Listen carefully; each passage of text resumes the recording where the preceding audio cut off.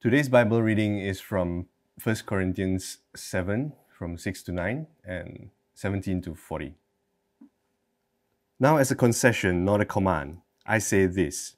I wish that all were as myself am, but each has its own gift from God, one of one kind and one of another. To the unmarried and the widows I say that it is good to remain single as I am. But if they cannot exercise self-control, they should marry. For it is better to marry than to burn with passion.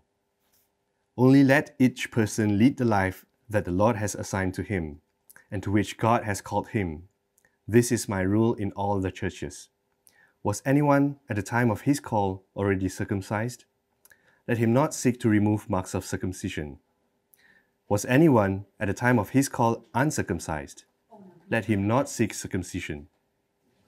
For neither circumcision counts for anything nor uncircumcision, but keeping the commandments of God. Each one should remain in the condition in which he was called. Were you a slave when called? Do not be concerned about it. But if you can gain your freedom, avail yourself to the opportunity.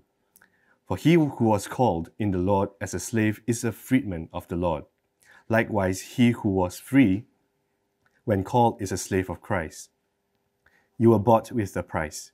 Do not become slaves of men. So, brothers, in whatever condition each was called, there let him remain with God.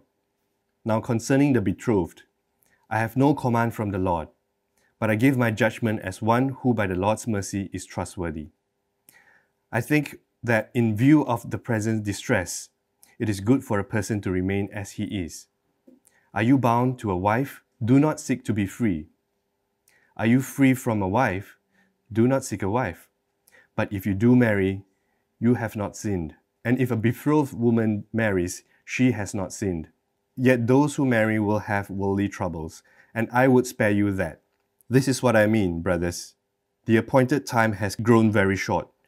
From now on, let those who have wives live as though they had none, and those who mourn as though they were not mourning, and those who rejoice as though they were not rejoicing, and those who buy as though they had no goods, and those who deal with the world as though they had no dealings with it. For the present form of this world is passing away. I want you to be free from anxieties. The unmarried man is anxious about the things of the Lord, how to please the Lord. But the married man is anxious about worldly things, how to please his wife, and his interests are divided. The unmarried or betrothed woman is anxious about the things of the Lord, how to be holy in body and spirit. But the married woman is anxious about worldly things, how to please her husband.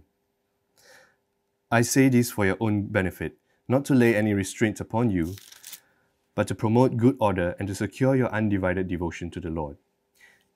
If anyone thinks that he is not behaving properly towards his betrothed, if his passions are strong, and it has to be, let him do as he wishes. Let them marry. It is no sin. But whoever is firmly established in his heart, being under no necessity, but having his desire under control, and has determined that in his heart to keep her as his betrothed, he will do well. So then, he who marries his betrothed does well, and he who refrains from marriage will do even better. A wife is bound to her husband as long as he lives, but if her husband dies, she is free to be married to whom she wishes, only in the Lord. Yet in my judgment, she is happier if she remains as she is, and I think that I too have the Spirit of God.